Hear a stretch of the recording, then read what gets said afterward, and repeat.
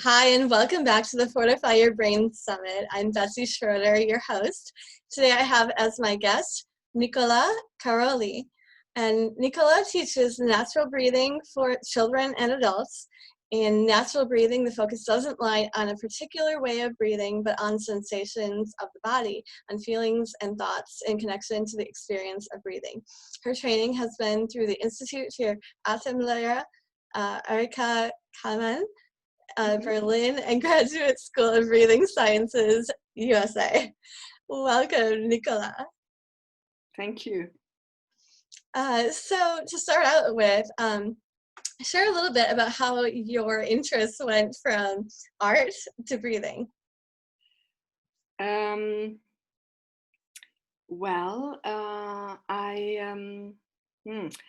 I actually already got in touch with breathwork in one of my performances, but then I started going from performance more into teaching, so doing creative workshops with children. And then I realized that I actually had no skills in teaching. And so sometimes when things weren't going well, I resorted to what I knew. I fell into patterns of my own childhood, and I realized, okay, that's not going to work. So I need to do something. So I need to educate myself in order to teach. And then I also realized that, as I said, sometimes it wasn't going so well, and I didn't know why, because I was doing interdisciplinary poetry workshops, and that's something I can do in my sleep.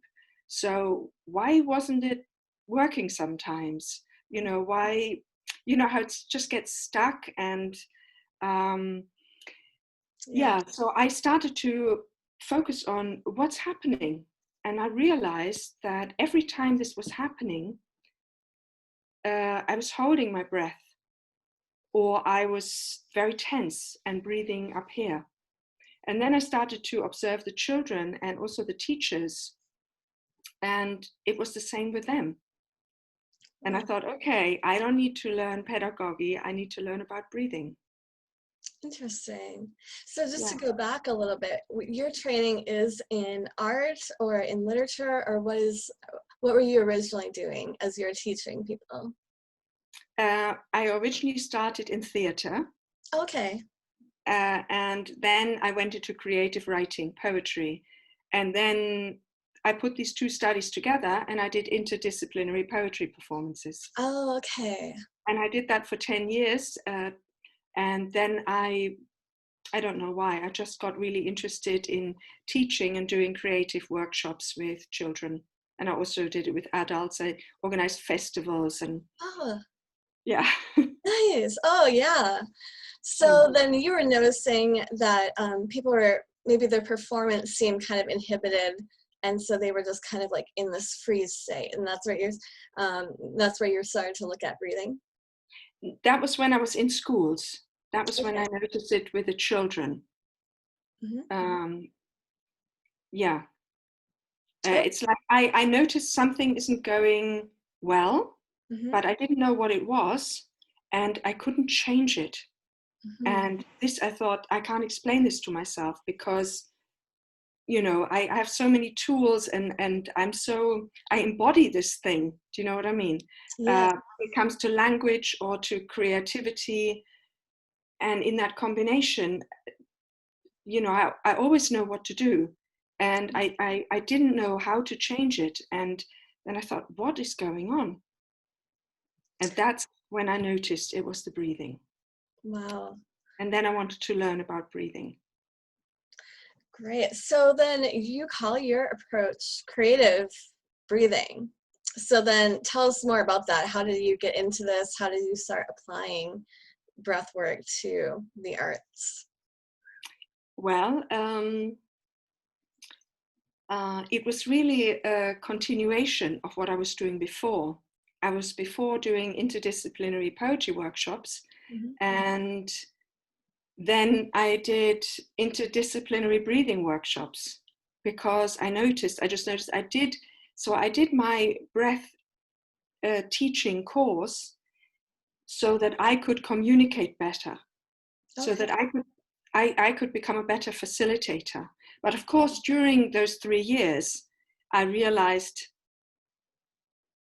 OMG, I mean, breathing, that's it. That's going to be it for the rest of my life. Wow.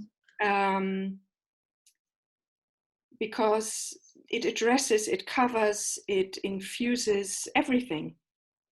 So then I thought, well, how can I do the breathing creatively?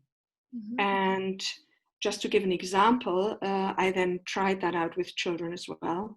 So, for example, I was very interested what children imagine about breathing. And then, for example, they could make drawings, where are the lungs? Or we could do some exploration, holding the hands here, or doing a certain type of movement, seeing what happens,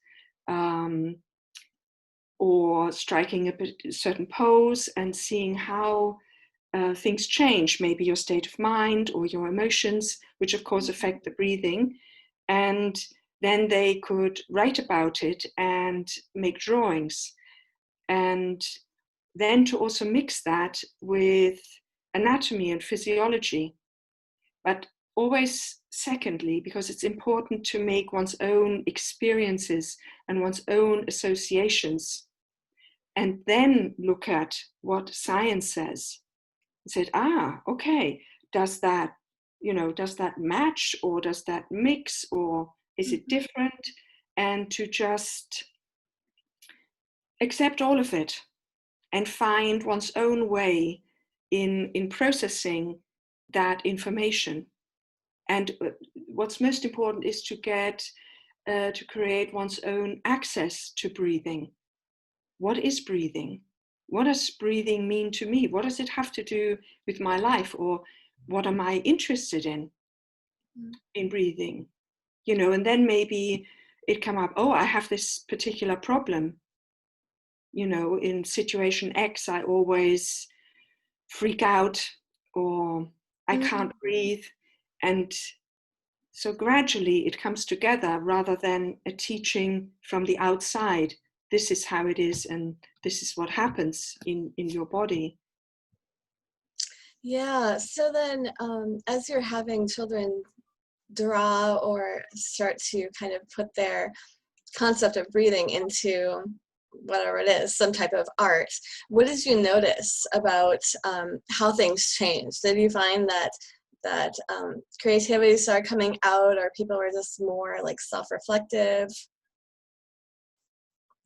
What did you say? All of that. All Yeah. of that. Yes. Or what are some examples, I guess, like did you have like a little boy or a little girl who was having difficulty like reading in front of people or anything like that? Any kind of example there?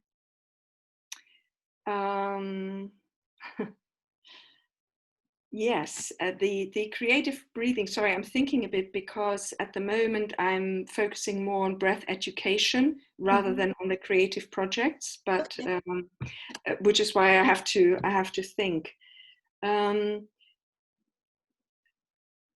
Well, I can give you an example. I was sitting there with a couple of children, and we were all writing and drawing and exploring about our breathing.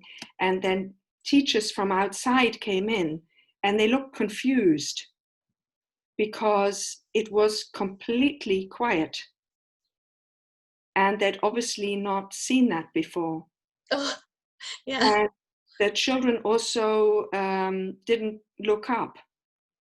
They didn't react. They were completely absorbed by their own explorations, and working through their experiences, and writing about their experience, and then reading it out loud. Okay. So this is very powerful, like especially with body sensations. It's not something we talk about. Right. Like now, you and I, for example, we're talking about something that's not even happening right now. And this is kind of what we do. Okay. Okay. As in society. Yeah.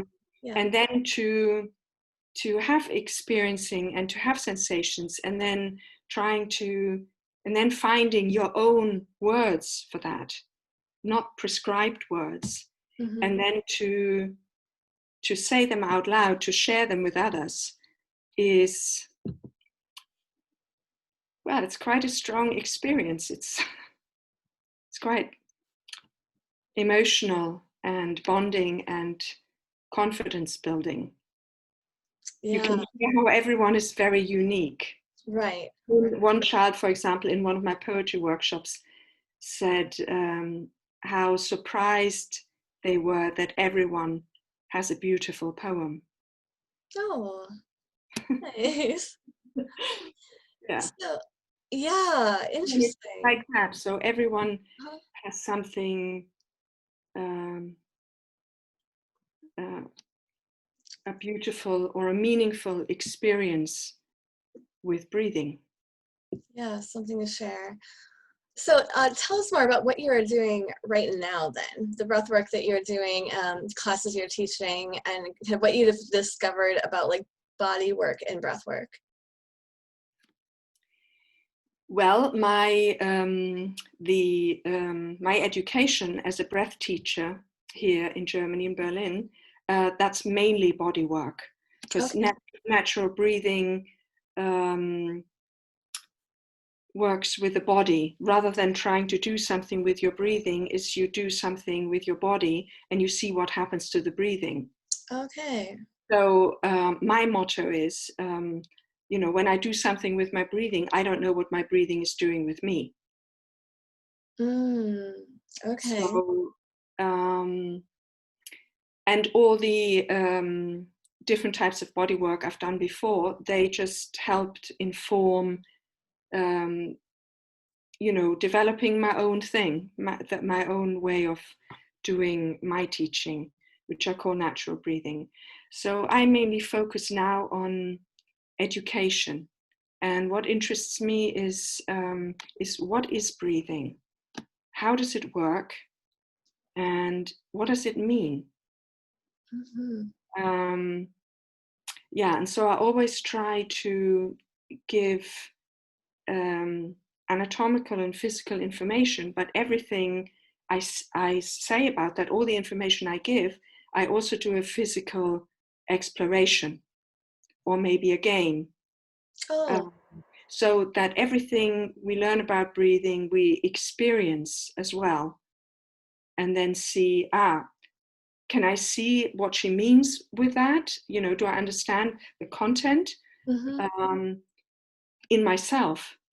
Or don't I understand this? And do questions come up? And that's then how the lesson goes. So walk us through that. Like, what does that look like if you have your students and you're teaching class, maybe even the intro class, the first one? Where do you Yeah. start? Depends on the situation.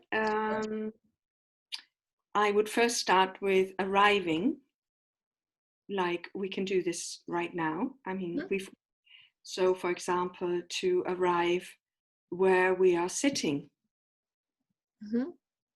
So my attention goes to where I have contact. And in sitting, that would be the chair, Yeah.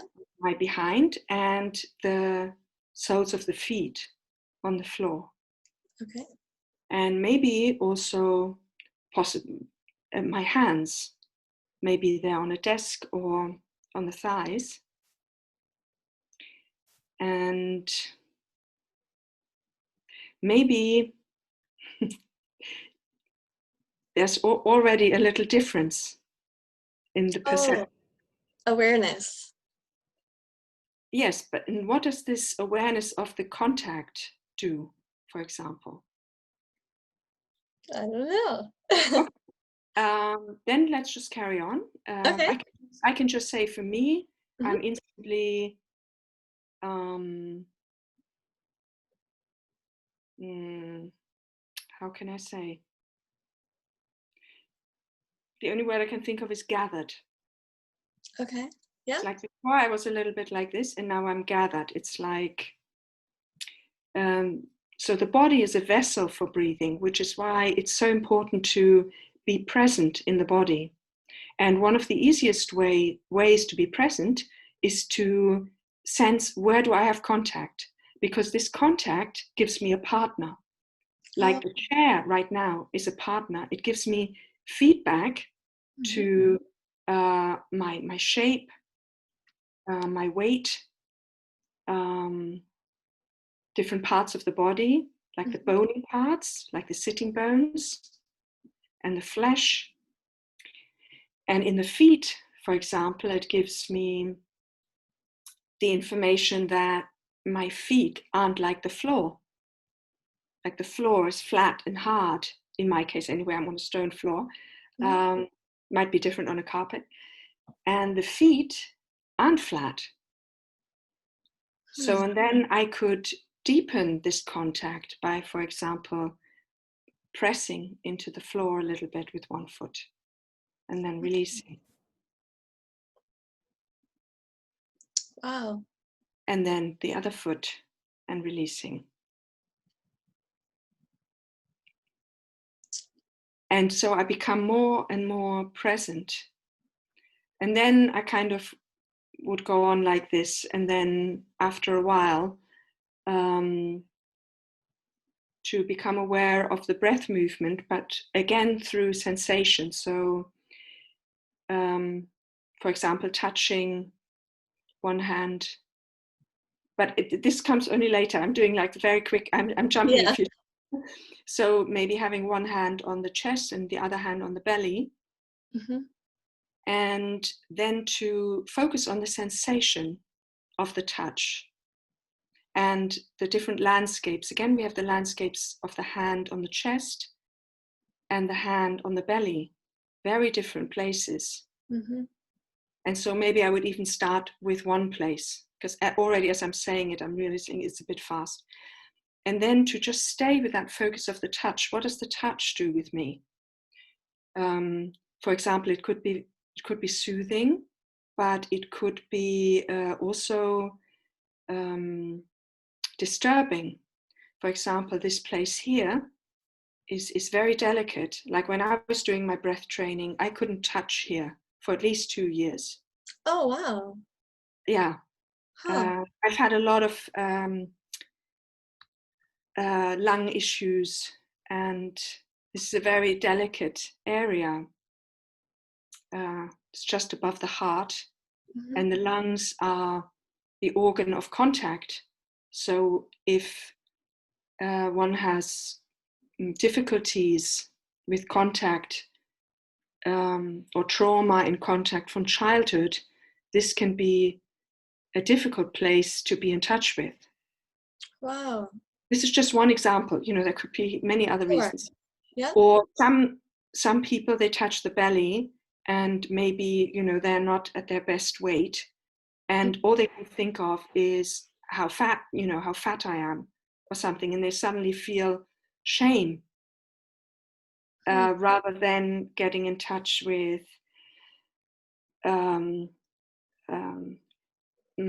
how can I say this? The body as the body. So obviously when I feel shame about the body, I'm having thoughts about that place, as opposed to just sensing that place and letting the body, I say, speak to me. Yeah. You see what I mean? And so that would be very different messages. I mean, I often find that when I really get in touch with my body, is that it sees it sees me, or the experience of myself is very different to how I might think about myself when I see myself from the outside. So, and all these things affect breathing deeply. And so through the sensation, so it's really important. What is the sensation? Is it pleasurable or is it not pleasurable? If it's not pleasurable, maybe I would suggest to go somewhere else, to find a place where it's pleasurable. And then if I focus on the sensation, I mean, we can do this right now and the listeners can do it as well, to just stay with the sensation of the touching and not think about the breathing and not do anything with the breathing. Feeling the warmth and feeling the texture. And then when I've got that, then I can also notice that underneath my hands, there's a movement happening. And that's the breath movement. And that's happening without me doing anything. Wow. And the way the breath is moving right now is telling me a lot about myself. You know, maybe I'm very excited, maybe I'm nervous, maybe I'm really relaxed and happy. And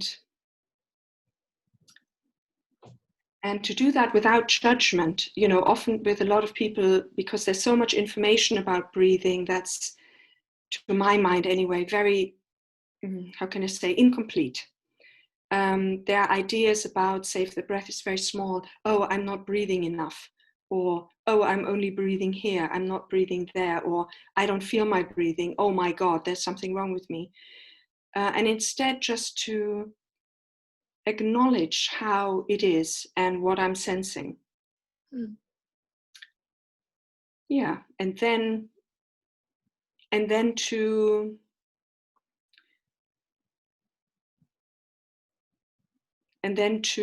talk about that.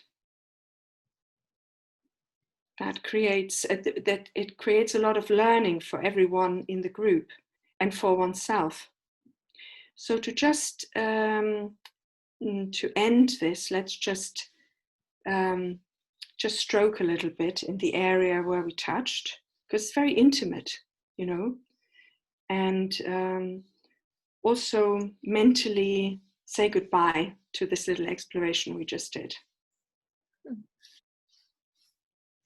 I can see where it really brings stress levels down, and you're really aware of your body and not in that kind of frenzy of, you know, thinking about what you need to do or worrying about things. Yeah. So, how do you use like this breathing and body work for people to increase their creativity and performance? When people come to you, what are they looking especially to achieve? It's mostly connection with oneself. Okay.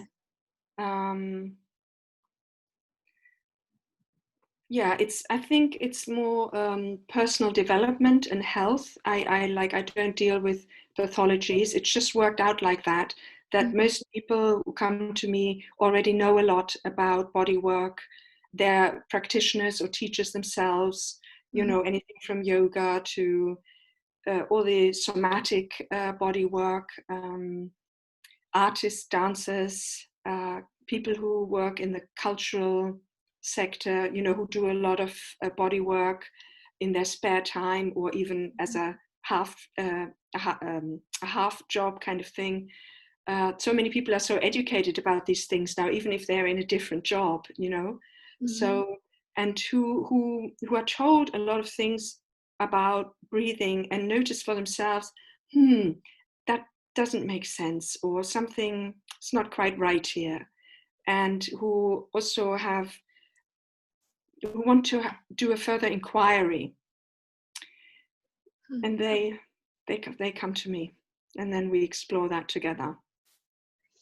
So, and what are some of the things that you've noticed yourself, or that you've noticed in your clients that they have reported after kind of learning to do some of these techniques? Well, I don't do breathing techniques at all. Yeah, I mean, just like the I paying understand. attention, that kind of thing. Yeah. The breathing techniques is a very much a top-down approach, which is viewing the body and maybe even the person as a mechanical entity. And my approach is very much bottom up, Mhm. as they say. Okay. Well, people, it's the connection with themselves, it's the self-discovery, it's the comparison between who they think they are or what their breathing is like and how it actually is. And that's a great discovery and a great basis for exploring what's important to you and what the next step is in your life, for your self-care, for example, for your relationships. I originally became a breath teacher for communication. Oh, okay. So it can change communication radically. So yeah. Yeah. Talk a little bit For about example, that. What is, yeah, for example, like I used to, how can I say? Well, I can just give one example. For example, I used to have a cigarette in one hand and a glass of wine in the other. And okay. if I went to a social event, for example, Mhm. and then all my muscles would be clenched, and I would, I think I was terrified, but I didn't know I was terrified. Mm. So, so now I'm less terrified, and if I am terrified, I know that I'm terrified. So okay. Self-awareness. Yeah. that's a big difference, because then I can say, okay, this is not the place for me, I'm going to go. Or I can say, well, let's, why don't you lean against a wall, find a point of contact, Mm. or let's sense the feet on the floor, shift the weight just a little bit. These are things I can do without people noticing. So just shift the weight, or just let the shoulders go a little bit in the lower jaw, relax the eyes, just things like that. Okay. Yeah. See what happens. And so I can explore in the communication. And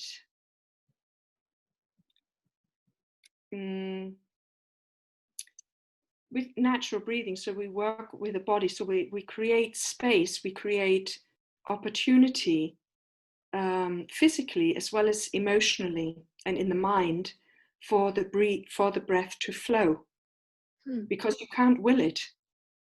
You can't will flow. You Right. can't will safety. You can't will pleasure. But this is what you need for the breath to flow. So it's also learning a lot. I've learned to say no a lot, and it's getting more. Okay. Because I know what I need for to feel well, or to feel comfortable, not to say, not to challenge oneself, but to just make these differentiations, because my breathing is making these differentiations by the second. Mm. And yeah, it's like we're partners. So, and it's that communication with myself that helps me in the communication with others, to make it more satisfying, and to know when it's not, and if I need to change it, or if if I don't. Okay. So kind of, yeah, the self-awareness in general helps with communication and then lowering kind of your stress response as well. Yes, on the one hand, but not necessarily. So if there's a high stress response, like what a breathing technique would do, is to, like a pill, is to lower it categorically. Okay. So I'm getting rid of it. I'm pushing it away. And with natural breathing, it's not that at all. It's to see what's happening and why is this happening, and to check in with the body and with the breathing as a friend. So, and a friend wouldn't tell you to stay in an unsafe situation, or to stay in a situation that's making you unwell. Right. So if this stressor is, this is crossing my boundaries, I don't want to be in this space, I don't want to be with this person, then your friend would say, get out of this, or, is there something you can do, or is there something you can negotiate maybe with the other person? You can feel into that. But it's not just about erasing it in order to function. So Okay. Yeah, that makes sense. Just kind of going with whatever is natural and just being aware. Kind as of much help. as that's possible, yeah. Yeah, yeah.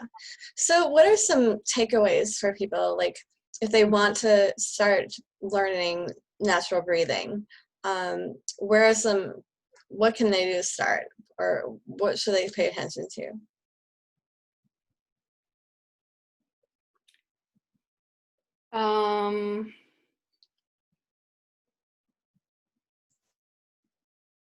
Yeah, it's kind of chicken and egg. I would say to find out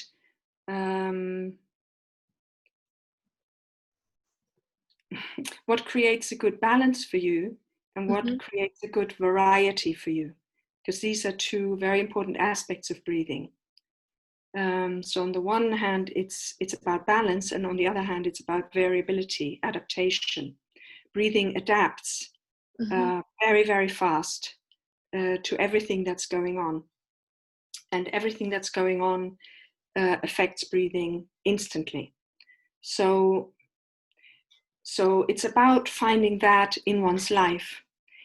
The thing about the chicken and the egg thing is that I think one needs to be in touch with one's body in quite a developed way in order to be able to sense that, because there's so much conditioning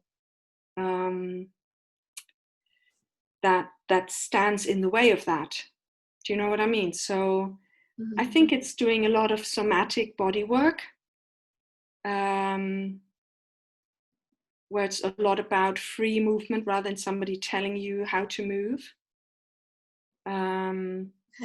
Exploring the body, and also getting some information about how it works. And nature helps, being in nature. Okay. And and you're very welcome to come to my classes. I do a lot online. Okay. And yeah, where can people find you online? Yeah, I've got my website, www.nicolacaroli.com.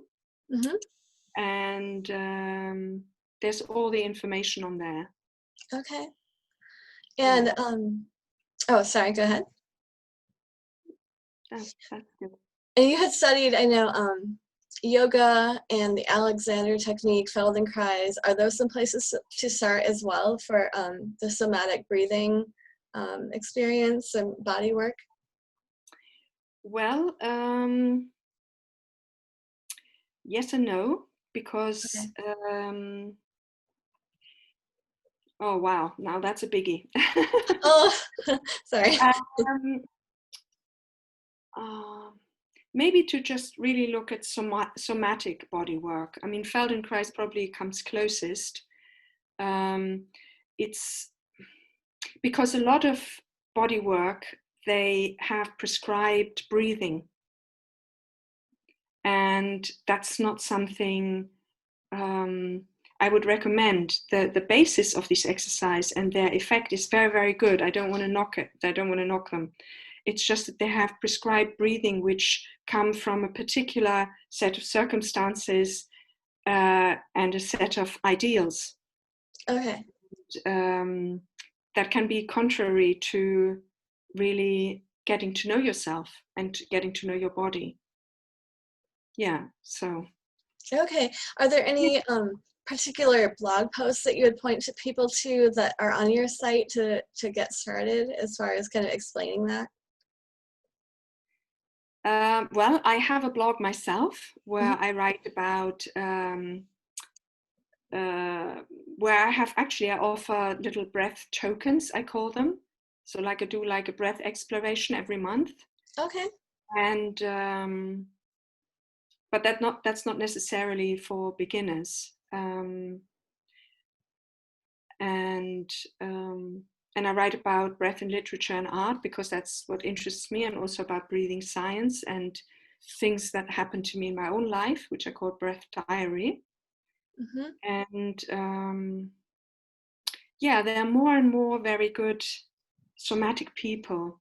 There's, for example, a lot of embodiment. When you see the word somatic and when you see the word embodiment, that's usually the kind of approaches where always involves movement and exploration of movement and getting to know yourself, rather than prescribed ways, now do this, now do that, now do that. Okay. Yeah. Okay. Yeah, I think that's good. Great. Yeah. For example, there are the embodiment circles. They're free, and lots going on there. Yeah.